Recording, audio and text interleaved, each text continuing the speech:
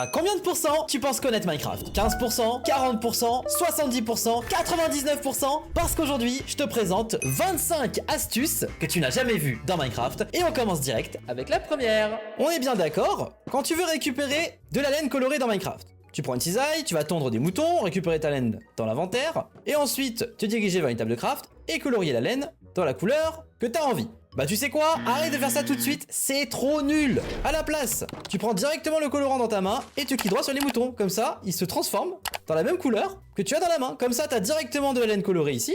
Et quand tu les tonds, regarde, tu récupères directement la laine de la bonne couleur. C'est 1000 fois plus pratique. Et en plus, ça coûte moins cher. Parce que là, tu vois, je récupère un max de laine. Ça m'aurait coûté beaucoup plus cher de colorier la laine dans une table craft. Donc grâce à ça, tu vas faire des économies de colorant incroyables. Donc n'hésite pas à utiliser cette astuce de fou, parce qu'elle est géniale. On va pas se mentir, les fermes à mobs dans le Nether, c'est impressionnant. Ça, c'est une ferme à zombie pigmen qui me permet de récupérer de l'or à l'infini. Mais en plus de l'or, tu obtiens d'autres loots, comme par exemple toutes les épées en or des pigmen. Bon, bien évidemment, ton premier réflexe quand on a, bah c'est de t'en débarrasser, hein, on va pas se mentir, tu sais pas quoi en faire. Pas si vite, arrête de faire ça. Parce qu'à la place, au lieu de jeter toutes ces épées, eh bien tu ferais mieux de les mettre dans un four. Parce qu'une fois au four, tu vas obtenir ce qu'on appelle des morceaux d'or. Alors oui, c'est un petit peu lent, mais quand on aura suffisamment, là regarde, j'en ai 9, eh bien, je vais pouvoir fabriquer un lingot avec. Donc c'est quand même super pratique. Et donc, grâce à ce petit secret, tu gagnes encore plus d'or. Ça, c'est génial.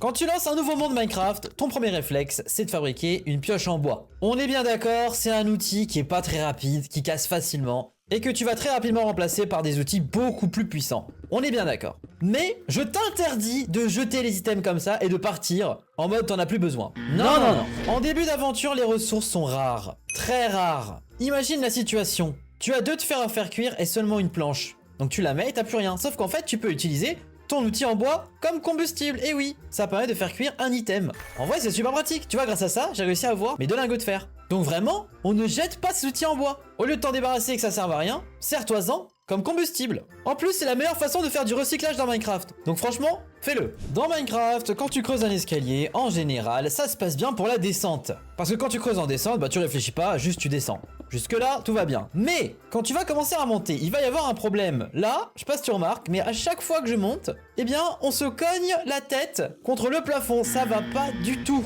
Tu vois, là, j'ai un super escalier, il y a plus de place au plafond, et donc pour descendre, c'est parfait. Et pour remonter, c'est parfait aussi. Voilà, donc c'est beaucoup plus pratique. Donc n'hésite pas à rajouter plus de hauteur au plafond parce que vraiment, ça change la vie. Dans Minecraft, les escaliers, c'est super cool. Ça permet de faire des toits vraiment trop stylés. Franchement, c'est la classe. Cependant, ne me dis pas que tu fabriques encore tes escaliers avec une table de craft. Là, regarde, tu mets 6 blocs, tu obtiens 4 escaliers. C'est de l'arnaque, arrête ça. Utilise plutôt ça, le coupeur de pierre. Parce que regarde, je mets une cobblestone dedans, j'obtiens un escalier. Donc là, regarde, si je mets 64, je peux directement récupérer, hop, 64 escaliers. En une seule fois. Déjà, c'est plus rapide, mais en plus, ça te coûte moins cher. Là, j'ai fait des économies de fou. En plus, ça marche avec n'importe quel style de pierre. Regarde, là, c'est la pierre classique. Hop, un bloc et un escalier. Donc vraiment, je t'interdis d'utiliser la table craft pour faire les escaliers. C'est vraiment ce qu'on faisait il y a 10 ans, quoi. Maintenant, faut se moderniser. On va pas se mentir, depuis la dernière mise à jour, l'or est ultra utile. Avant, ça servait à rien. Maintenant, tu peux le donner aux piglins pour devenir riche, parce qu'en échange, ils te donnent des items complètement OP.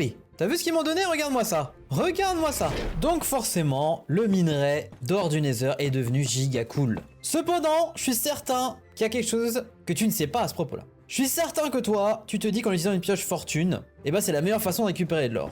Il est vrai que c'est efficace. Comme ça, tu vois, tu récupères énormément de morceaux d'or. Mais c'est pas la technique la plus efficace. La meilleure technique, c'est tout simplement d'utiliser une pioche avec l'enchantement Silk Touch qui te permet de récupérer directement le bloc entier. Pourquoi est-ce que tu aurais besoin de récupérer le bloc entier? Eh bien quand tu le mets au four, regarde bien, hop là, eh bien regarde, tu obtiens directement le lingot directement entier. Et oui, tu passes pas par les petits morceaux, tu obtiens directement le lingot, donc c'est beaucoup plus rentable, tu en auras beaucoup plus comme ça. Donc vraiment, n'hésite pas à utiliser une pioche avec l'enchantement qui permet de récupérer le bloc entier. On s'en sert jamais et c'est giga utile. Bon, imagine, t'es en pleine construction Minecraft, t'es en train de poser les bases de ta future construction. Donc là, t'as posé la base, tu te dis bon bah je vais aller chercher les matériaux dont j'ai besoin. T'arrives tranquillement dans la zone où il y a tes coffres et là tu te rends compte bah, que t'as quasi plus rien en matériaux de construction quoi. Imagine il te reste que ça comme cobblestone. Là c'est chaud. Là, c'est chaud. Tu pourras jamais construire ta maison à temps. Donc la prochaine fois que tu partiras en opération minage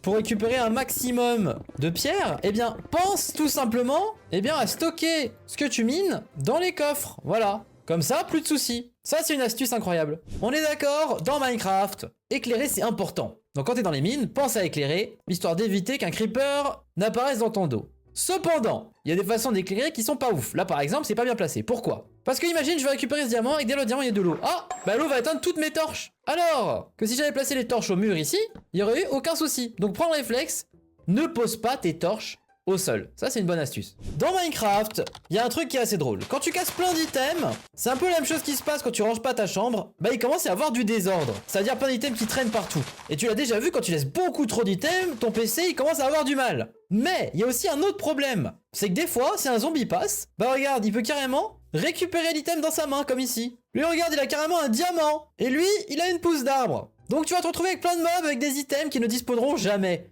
Ce sera encore plus un problème. Donc franchement, pense-y, quand t'as trop d'items, tu prends un briquet, t'allumes un petit feu et tu jettes les items à l'intérieur. Voilà, comme ça, y a pas de problème. Tes items vont disparaître et tu n'arriveras jamais dans des situations où t'as ce genre de problème là. Bon, on va pas se mentir, je pense que t'es pas super fan de maths. En tout cas, y a pas beaucoup de gens qui adorent. Pourtant, c'est pratique.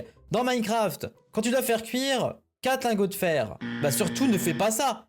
Ne mets pas une bûche pour 4 lingots de fer. À la place, tu transformes ta bûche en 4 planches et là, cette fois-ci, tu vas pouvoir faire cuire tes 4 fers. C'est quand même plus sympa, non? Voilà. Et c'est des maths basiques. T'as juste multiplié par 4 ta quantité de combustible. Donc de temps en temps, essaie de faire un petit effort quand même, ça t'aidera. Quand tu lances un nouveau monde sur Minecraft, très généralement, bah, t'auras facilement des arbres à perte de vue. Donc, souvent, le joueur il va commencer à casser les arbres et il va jamais replanter. Voilà. Tu te dis que c'est pas un problème, que tu peux casser les arbres à l'infini, il y en a plein de toute façon, c'est pas un souci. En vrai, arrête de faire ça. Pourquoi? Parce qu'à un moment, voilà ce qui va se passer. T'auras cassé tous les arbres de la zone. Et il y aura plus d'arbres au spawn. Et franchement, c'est pas bien. Parce que si t'es sur serveur, tes potes vont se plaindre qu'il y a plus d'arbres à côté.